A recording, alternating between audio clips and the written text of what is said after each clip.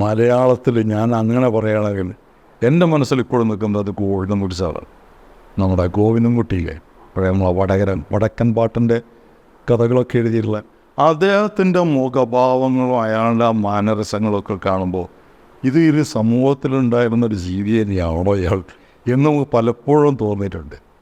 ആ കാലഘട്ടത്തിലൊക്കെ ചെയ്യാവുന്ന പിന്നെ അതിൻ്റെ ചില ഇഷ്ടംപോലെ ആളുകൾ ചെയ്തിട്ട് വന്നിട്ടുണ്ട്. TG രവി നല്ല വില്ലനാണ്. അയാളുടെ നടപ്പവും നിൽപ്പവും നിൽക്കലോ അയാളുടെ ശബ്ദം കൊണ്ടുള്ളൊരു അതുണ്ട്. അതും കൂടെ വരുമ്പം TG രവി നല്ലൊരു വില്ലനാണ്. പക്ഷെ നല്ല സോഫ്റ്റ് ആയിട്ടുള്ളൊരു മനുഷ്യനാണ്. അതാണ് ഈ വ്യത്യാസങ്ങളൊക്കെ കിടക്കുന്നതാണ്. അത്രയേ ഉള്ളൂ ഇതിൻ്റെ കാര്യങ്ങൾ. അത് പിന്നെ ഉമ്മർഖാൻ്റെ കൂടെ വന്ന പഴയ കാലത്ത് ഞാനൊക്കെ ഇങ്ങനെ ചീട്ടുകളി ഗ്യാങ്ങപ്പെട്ട ഒരാളായിരുന്നു. ഷൂട്ടില്ലാത്ത ദിവസം ഉമ്മർഖാൻ്റെ റൂം ഫുള്ളായിരിക്കും.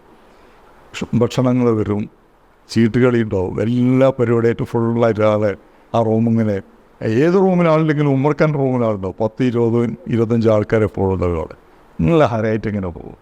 അതൊരു സുഖമാണ്. പക്ഷേ ആ ഒരു സംഭവം എന്ന് പറയുകയാണെന്ന് വെച്ചാൽ ഉമ്മർഖാനുള്ളൊരു സംഭവം എന്ന് പറഞ്ഞാൽ പലപ്പോഴും ഞാനൊരു വേറെ ജീവിയാണെന്ന് പറയുന്ന ആ ഒരു സാധനം എൻ്റെ മനസ്സിൽ എപ്പോഴും കിടക്കുന്നൊരു സാധനമാണ്. കണ്ണുകൊണ്ടുള്ള ഒരു ചില ചേഷ്ടകൾ കളിക്കുന്നത്, അത് കാമുകിയോടും ബലാത്സംഗം ചെയ്യാൻ പോകുന്ന പെണ്ണിനോട് കൊടുക്കുന്ന സാധനങ്ങളുടെ വ്യത്യാസങ്ങൾ. നല്ലൊരു സുന്ദരനായ വില്ലൻ.